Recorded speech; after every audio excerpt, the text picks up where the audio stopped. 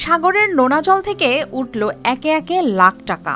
স্বাভাবিকভাবে মাছ ধরতে গিয়ে কয়েক ঘন্টায় লাখপতি হয়ে ফিরে এলো ৩ জেলে। শুনতে অবাক লাগলেও এমনটাই ঘটেছে পিরোজপুরে।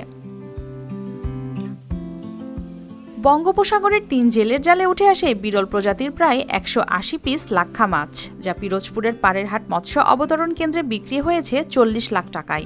গেল ৬ এপ্রিল সোমবার সকাল থেকে বিকেল পর্যন্ত ধাপে ধাপে বিক্রি হয় এসব।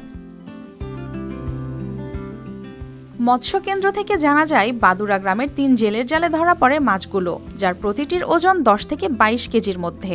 ৩টি ফিশিং বোটে এগুলোকে পাড়েরহাট মৎস্য কেন্দ্রে নিয়ে আসা হলে ২টি বোটের মাছ ইতিমধ্যেই ২২ লাখ টাকায় বিক্রি হয়েছে।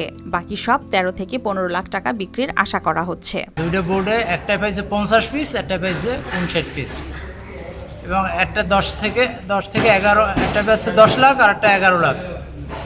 শিয়া বাটার ও ভিটামিনে সমৃদ্ধ লিলি বিউটি সোপ, তারুণ্যময় উজ্জ্বল ত্বকের জন্য।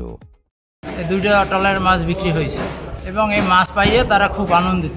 না, সচরাচর এখানে এইভাবে আসে না। এই যে এর সিজনটাই এখন, কিন্তু ফাল্গুন মাস থেকে এই সিজন শুরু হয়। এরা ৩ ট্রিপে কোনো মাছ পায় না। সামনে এই ট্রিপ মাছ পাইছে, হয়তো আর এক ট্রিপ হইতে পারে, এরপরেই অবরোধ হবে। স্থানীয় ব্যবসায়ীরা জানান, দীর্ঘদিন মাছ ধরার উপর নিষেধাজ্ঞার পর ঝুঁকি নিয়ে সাগরে গিয়ে এমন বড় চালান পাওয়া জেলেদের জন্য যেন আশার বার্তা। এতে খুশি জেলে, ব্যবসায়ী ও সংশ্লিষ্ট সবাই। এগুলো চট্টগ্রাম ও কক্সবাজারের ফিশারি ঘাটে সরবরাহ করা হবে, যেখানে এ ধরনের মাছের ব্যাপক চাহিদা রয়েছে। আগে তো 50 পিস, এখন প্রতি 60 পিস। এই মোটা আমাকে পেরিয়ে হয়েছে 7টা 5টা 12টা হয়েছে। না পাখি দেখে মাছ দেখে আনন্দ লাগছে সবাই। কেন আনন্দ পাইছে, ছেলেও খুশি, সবাই খুশি। সাগরের গভীর থেকে উঠে আসা এই মাছে শুধু জাল ভরেনি, জ্বালিয়েছে জেলেদের আশার আলো, যা প্রমাণ করে কখনো কখনো একদিনেই ঘুরতে পারে ভাগ্যের চাকা। News desk, RTV।